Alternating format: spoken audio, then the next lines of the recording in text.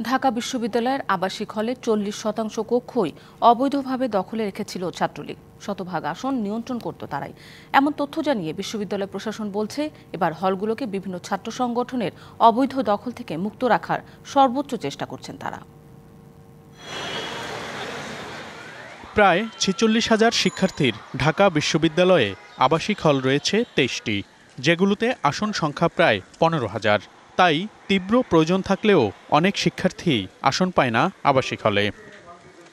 এমন সংকটে ঢাকা বিশ্ববিদ্যালয়ের আবাসিক হলের নিয়ন্ত্রণ ছিল রাজনৈতিক ছাত্র সংগঠনের হাতে।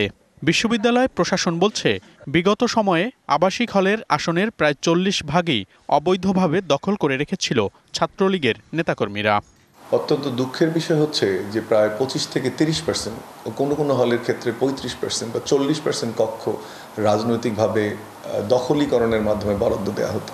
ছেলেদের হলে হল প্রশাসনে আসলে হলের উপর কোনো ধরনের সিট বরাদ্দের কোনো ব্যবস্থা ছিল না। সেক্ষেত্রে শতভাগ কক্ষই আসলে রাজনৈতিক দলগুলোর বা ছাত্র সংগঠনগুলোর মাধ্যমে পরিচালিত হতো, এবং যে কারণে কিন্তু শিক্ষার্থীরা নিপীড়নের শিকার হয়েছে, গণরুম কালচার তৈরি হয়েছে, গেস্ট রুম কালচার তৈরি হয়েছে।